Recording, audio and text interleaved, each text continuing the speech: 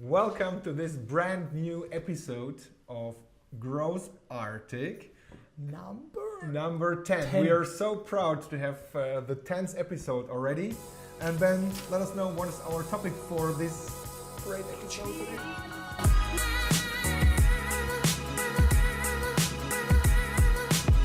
We're going to talk all about social ads. That means Facebook, Yeah. Twitter, Yeah. Insta, and YouTube. And I would add LinkedIn, not? Well, yeah, you could argue that. We could also add Pinterest, but I know no girls are listening. If you're a girl listening, please let us know in the comments. Yeah. And send a picture, please. That was sexist. Guys, if you want to send pictures, go for it too. Are we allowed to do this? Is this GDPR? Is this GDPR?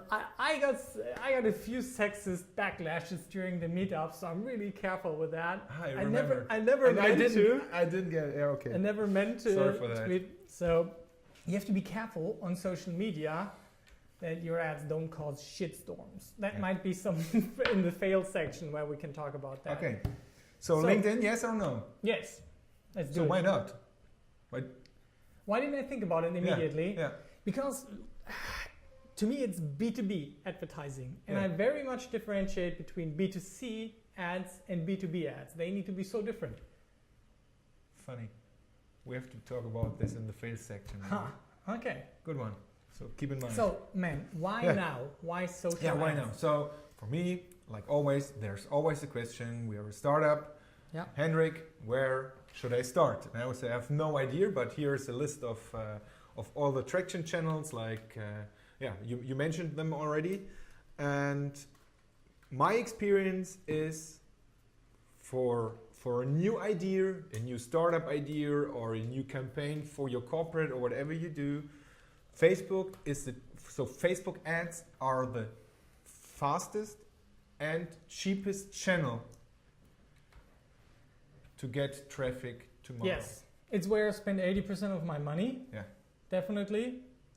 A bit more wanders to Instagram right now than Facebook, but most of it is just good old Facebook. Yeah, it's for me, I think it's not because of the 80-20 rule, but I would say it's like 80% of my marketing spending go to Facebook as well. Yeah. Maybe it's 85.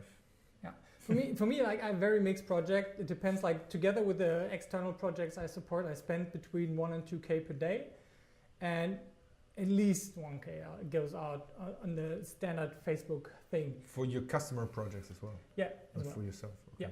But only the campaigns that I control. Yeah. So what do you spend for your own brand, for your own branding stuff a month? Can you tell us? Yeah. Maybe 200.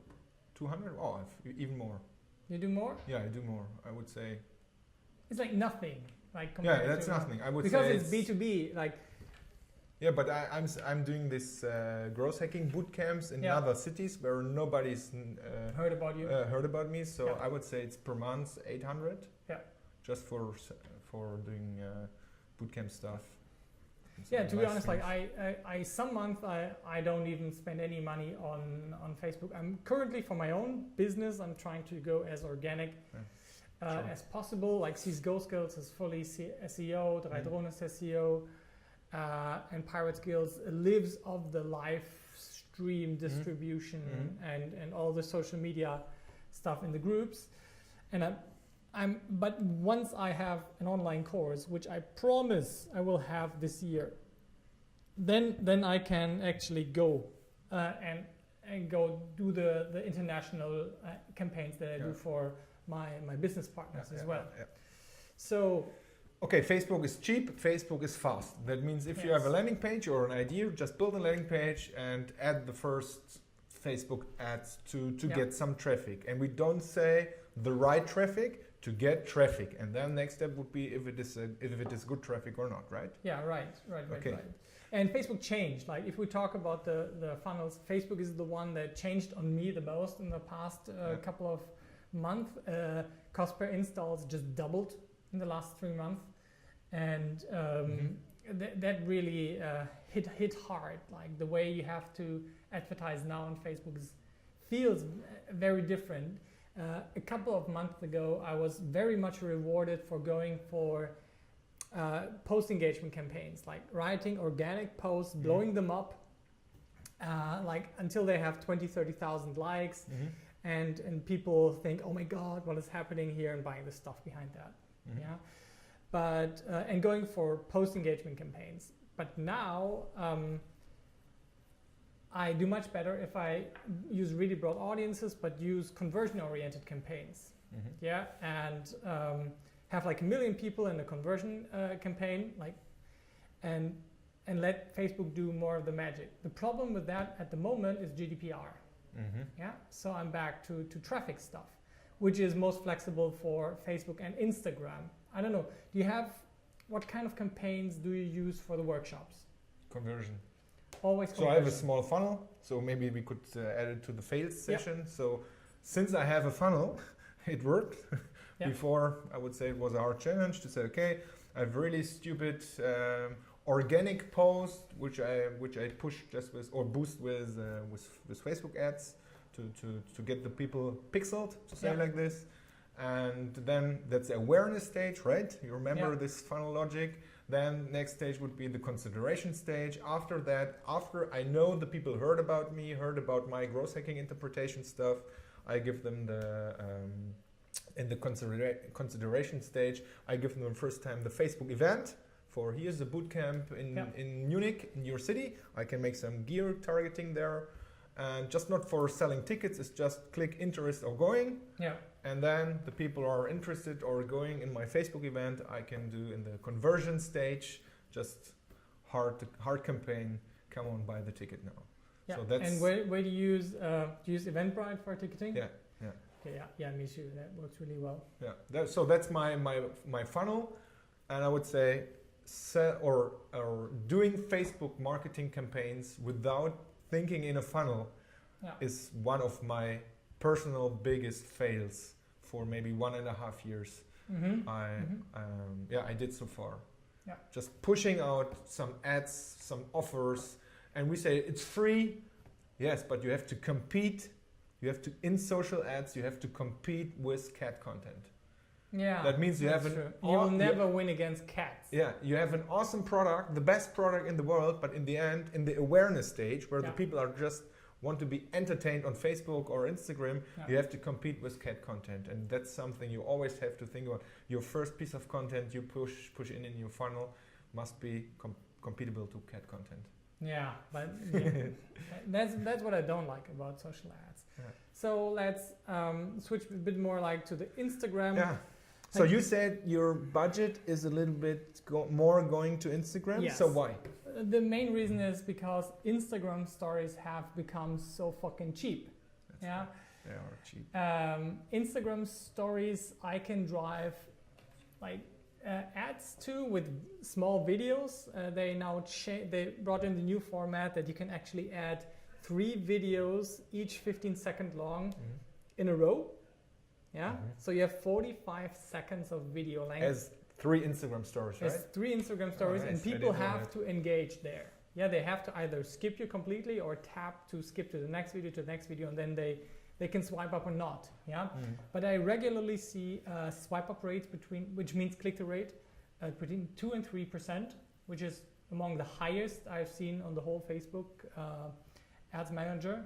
Click-through rate means for you swipe up and they land on a landing page. On your not in Instagram Cosmos or profile or something? No, website. 2 to 3%, which is awesome. Yeah, and then awesome. If your audience is bigger than 500 or 750,000, you can be sure to have, not sure, but if you got a good relevance score in your ad, like an 8 or something, which just says I'm very engaging as an ad. You can expect like 20 cents per click.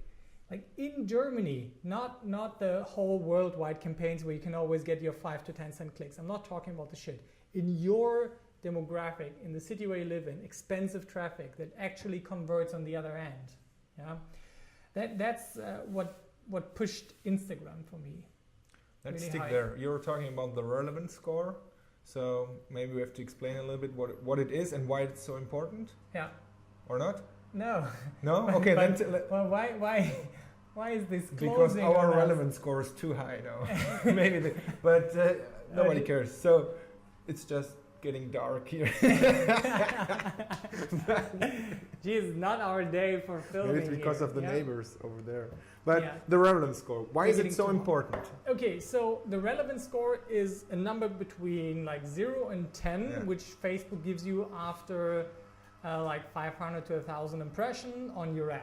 Mm-hmm. And it tells you what Facebook thinks in their algorithm is the engagement rate for the users and how positive it is. Mm-hmm. If lots of people make complaints about your ad, then you get a lower relevance score. Mm-hmm. Yeah, but if lots of people like, share, click through, compared to all the other posts on Facebook, then you get a high relevance score.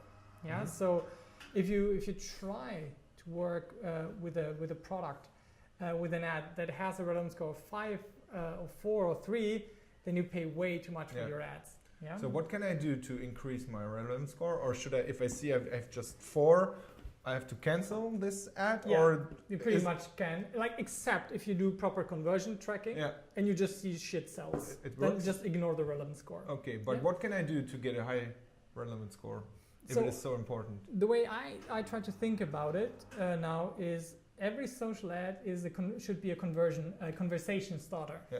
Yeah. So social ads are not just simply here I'm telling you shit. Yeah. Buy my stuff. No. It's like I just created an ad for a plant company, and we asked like, which plant are you most proud of? Send a photo in the comments. That's nice. Yeah. And Christmas tree. And a Christmas tree. Yeah. And all the time people are sending comments, and of course under that sentence we say like, to get inspiration for nice plants that fit your circumstances, take our quiz. Mm-hmm. Click. Yeah. Mm-hmm. And this is a conversation starter. Yeah, and that's how social ads work. What do you do first? Better. Then they are pixeled, and then in the retargeting story they get something else. Yeah. Mm-hmm, nice. No, they actually get led through a quiz. So that's a way to improve, like getting people engaged. Facebook and Instagram and all social networks, they love it if you keep people on the platform. Yeah. And they slap you, more or less, when you put external links into the ads. But how you do it in your Instagram example, where you say, okay, I got 2 or 3% of swipe up, and they lead you directly to the landing page. Is it an interaction, or is it? I would say it's a successful ad for Instagram perspective as well, right? Yeah.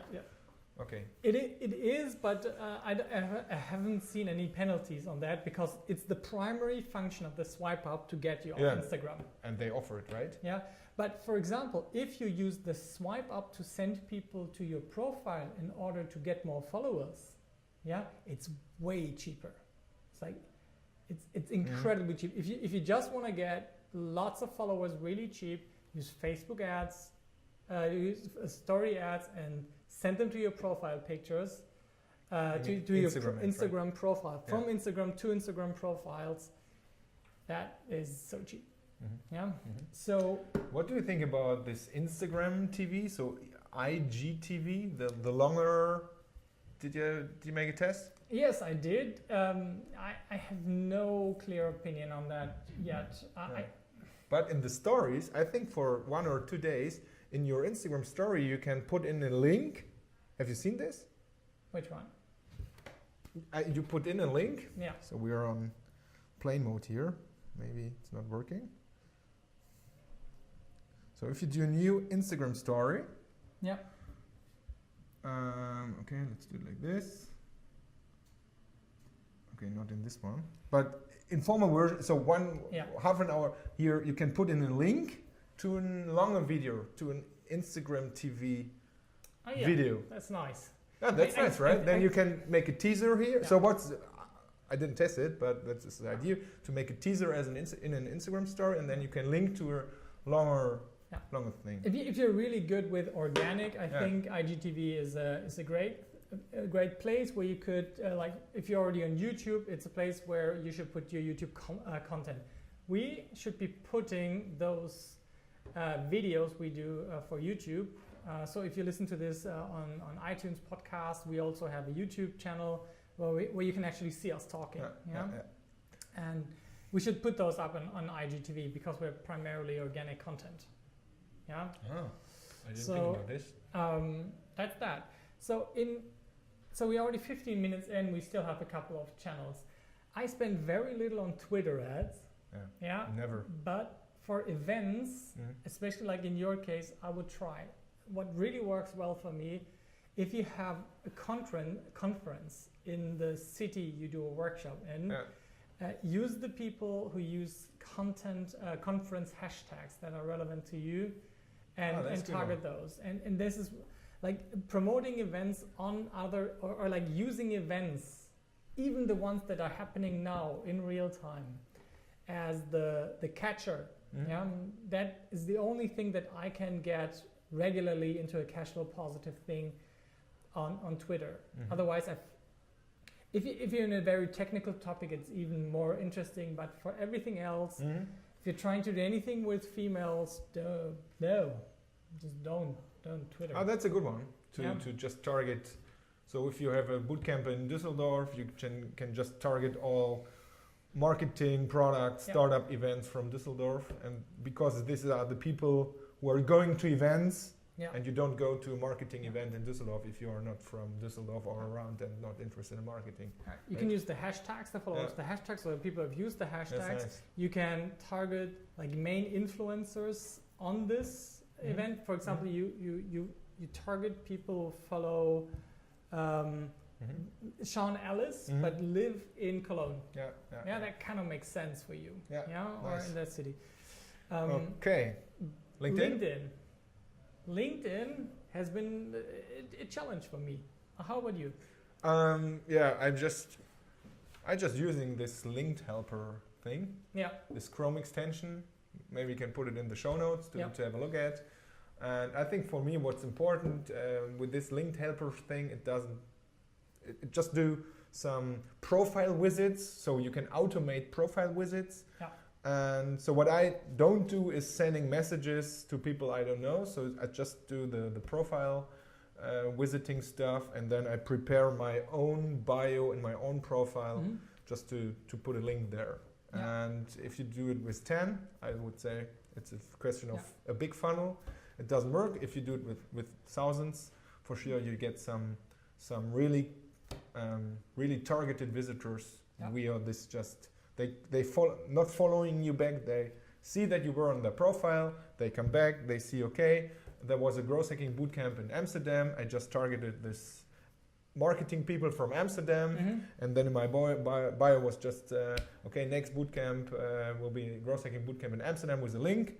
And then I did it with 1,500 people or so, and they come back to my profile. My profile should, maybe it's interesting. And then they find conversions from that? I think four conversions. So I just, my bootcamps are always limited to 20. So 4 ticket means 25%, means 20%.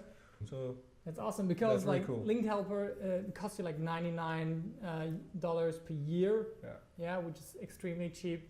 And I don't do the profile visiting so much with that, but I do the connect requests with a personalized message. Now that's exactly what I don't do. Because I just fear it a little bit. My acceptance rate is so high, like 40 to 60%, that I'm like, awesome. Just do it.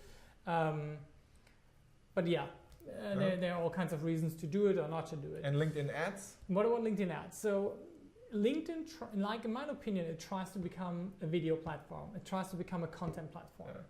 And they acquired SlideShare, right? Yes, like a long time ago, and then they got acquired by Microsoft. So everything with SlideShare works really beautiful.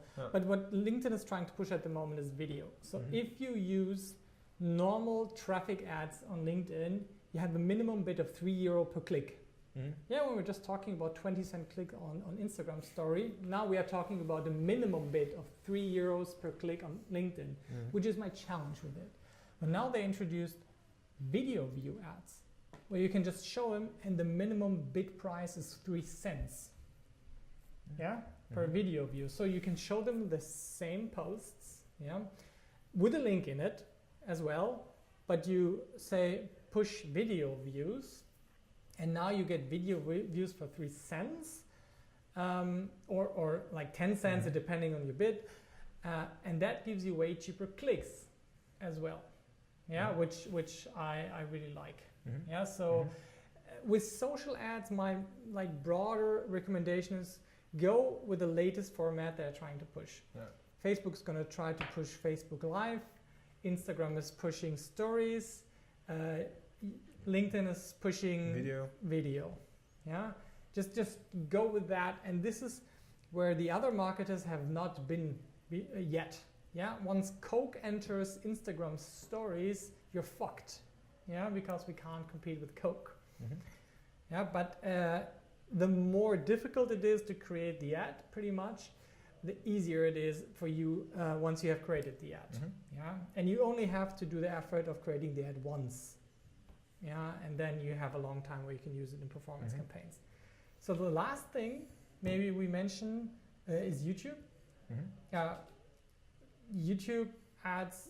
I only do the pre-roll video ads, the stuff that people hate so much when they try to watch YouTube. Before the video starts, right? Before the video starts. I now bought the YouTube Premium version because I was so annoyed by it. But it's working really well if you do proper things. If you check out the CSGO Skills, one of my products, my own products channel, it has 2 videos and 1 million views. Yeah, it's mostly driven by YouTube ads that lead to installs. And those are up to date, still my cheapest sources of installs I have. And like up to $400 per day, we could at least push really hard and stay in this low area. What most people don't know is, like, if you're a real marketer, like on the AdWords platform, you know it, but if you're new to this, you can put your ad specifically in front of the videos you pick, or in front of the people and the channels you want to be in front of. So you can make your video relevant to the audience that wants to watch a video, let's say, of Casey Neistat. Yeah.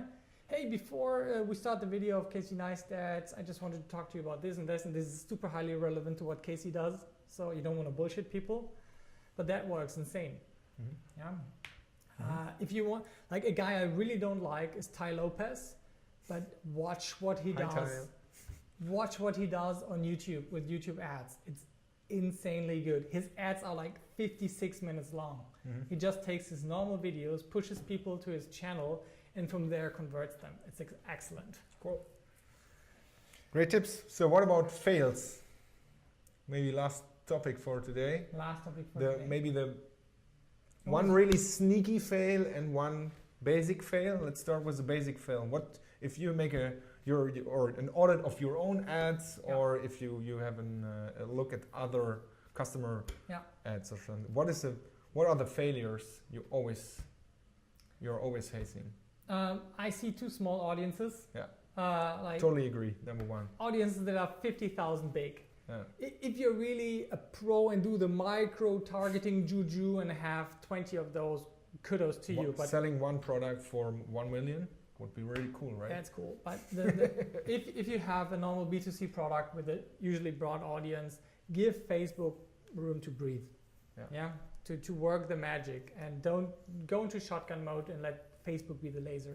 And just add, if you start your funnel thinking with a funnel in the awareness stage of 10, there will be no conversion left, right? Because you will leave all the people. So the funnel, make the funnel. You named another one, another fail. You see? Yeah, it's this funnel thing. Yeah. Maybe I explained. Not thinking about it in the funnel. Not thinking about it. Just putting out your product or your offer just to Facebook or the newsfeed, and nobody will buy it. Nobody will like it. So I would say that's one of the main failures I always face. I saw one great input from Scott Olford. He thinks about it as tofu, mofu, and bofu. Top of the funnel, have content for awareness. Mofu, middle of the funnel, people are in consideration. Bofu, bottom of the funnel, people that really just want to make the decision now to buy or not to buy from you, another one. Have you, I know you have, is there maybe a hack or just a tip in terms of the image, the ad image, or maybe for a video, the thumbnail? Is there a failure you always facing, or what is converting best in your cases? So I remember this example from here from, how is it called? From the app from, I don't know, Canva? No, Wayguard. Yeah. This Wayguard ad. Yeah. There was the Mia story? The really old and ugly one. Yeah. So what was dark, and if you see it like just here, would never say that this one converts. Yeah, I don't think it needs to be beautiful. Yeah. Yeah, it just needs to grab attention. And what I try to do is to convert images to videos. Mm-hmm. Like I use apps like Spark, Post, for example, or Quick from GoPro to turn images or a series of images into a video. Mm-hmm. Because as soon as something changes on the scene in your screen, while you're scrolling down like that in your Facebook screen, then your attention gets grabbed. Mm-hmm. This is not true. This is a fail of mine. I always try to beat that hypothesis, but I have not managed yet to do this for women at the age of 30, yeah, and older. They seem to prefer images over video. Mm-hmm. I'm really still trying to beat this. Yeah. Mm-hmm. Mm-hmm. If you're thinking about it as a funnel, then videos is still more performant than images. But if you're into direct conversions, not. Mm-hmm. Yeah. I don't know why. I just accept it. And in terms of budget, so is there a failure?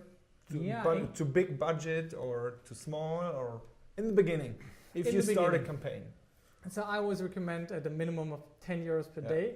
There are lots of people somehow recommending you have to use at least 150 euros per day.